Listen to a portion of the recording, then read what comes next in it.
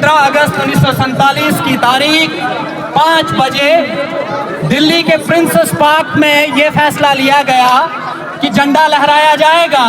हिंदुस्तान की पहली मुख्यमंत्री जो बनती है किसी भी रियासत की, सुचेत्रा कृपलानी।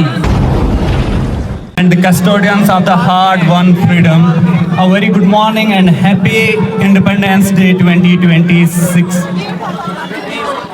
ये जो हम आज जश्न आज़ादी मनाते हैं, जिसे हम 15 अगस्त के नाम से उर्फ आम में कहते हैं, क्या हमने कभी ये सोचा कि 15 अगस्त 1947 या 14 अगस्त 1947 की शाम कैसी रही होगी, क्या मंजर होगा, क्या समा होगा? कहीं दहाइयों के बाद हिंदुस्तान अंग्रेजों की साम्राज्यत से आज़ाद हुआ था, लेकिन ये लाजमी है जानना कि पस मंजर क्या रहा होगा। आखिर हिंदुस्तान को गुलाम किसने बनाया, क्यों बनाया? बात 17वीं सदी के अवाइल की है, जब पहली मर्तबा अंग्रेज समंदर के किनारे कैलिकट में पहुंचते हैं। बहसीयत ताजिर और जूझू वक्त गुजरता गया और वक्त गुजरने के बाद वो यहाँ के हुक्मरान बन गए और हिंदुस्तानियों के सियासी, समाजी, इक़्तिसादी, मजहबी, हत्ता की ज़िंदगी के फैसले भी अंग्रेज लेने लगे। फिर एक जंग, जिसे जंग आज़ादी कहते हैं, वो शुरू की गई और अनथक कुर्बानियों के बाद एक दिन ऐसा होता है जिसे हम 14 अगस्त 1947 कहते हैं। 14 अगस्त 1947 की शाम, इशाइये का वक्त, हिंदुस्तान के नामजद वजीर आज़म पंडित जवाहरलाल नेहरू, पद्मजा नायडू और फिरोज गांधी और इंदिरा गांधी के साथ इशाइये की तकरीब के बाद पार्लियामेंट के सेंट्रल हॉल पहुंचते हैं और देखते ही देखते पार्लियामेंट का सेंट्रल हॉल और उसके अलावा पार्लियामेंट के बैरून जितनी भी जगहें थी खचाखच भरी हुई थी।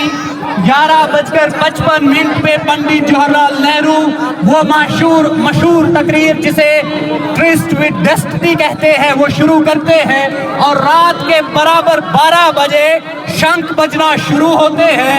हिंदुस्तान की आज़ादी का बाज़ाब्ता ऐलान कर दिया जाता है और ये रात की तकरीब पंडित जवाहरलाल नेहरू के निकलने से पहले हिंदुस्तान की पहली मुख्यमंत्री जो बनती है किसी भी रियासत की, सुचेत्रा कृपलानी, उन्होंने 2 मशहूर गज़लें, जिन्हें हम सॉन्ग्स कहते हैं, पहले अल्लामा इकबाल का सारे जहां से अच्छा गाया और उसके बाद वंदे मातरम गा के ये तकरीब अपने इख्तिताम को पहुंचा जाती है।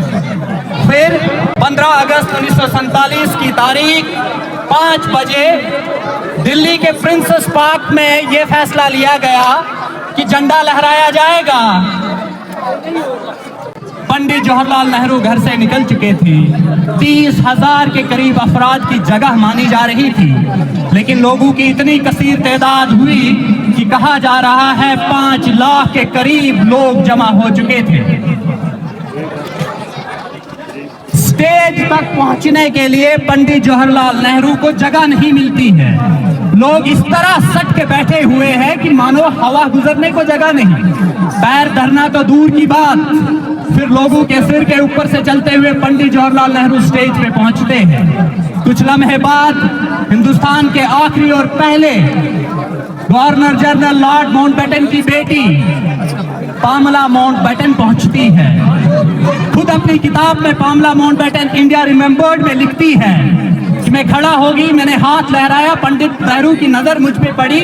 पंडित नेहरू कहते हैं कि सैंडल उतार के लोगों के सिर के ऊपर से आओ। मैं उन्हें कहती हूँ कि मैंने सैंडल्स पहने हुए हैं, मेरे पाँव में हाई हील सैंडल लगा हुआ है। पंडित नेहरू कहते हैं सैंडल निकाल के लोगों के सिर के ऊपर से आओ। मैंने कहा मैं नहीं आ सकती। पंडित नेहरू कहते हैं पागल लड़की, लोगों के सर के ऊपर से चल के आ। मैंने सैंडल पहना हुआ है, ये हाई हील है, लोगों के सिर जख्मी हो जाएंगे। पंडित नेहरू कहते हैं आज तुम कुछ भी करो सब माफ है। ये जश्न आज़ादी का समा था, लेकिन क्या ये जश्न आज़ादी का समा हमसे बस सिर्फ इस चीज की डिमांड करता है कि हम इस आज़ादी के जश्न को जैसे मर्जी मना ले?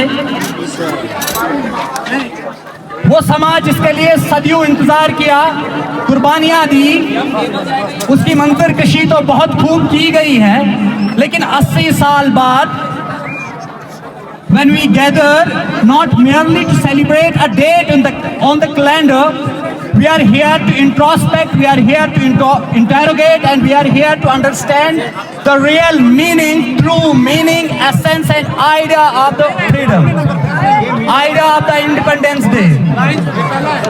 Independence Day is not just about celebrating, raising slogans, hoisting flags.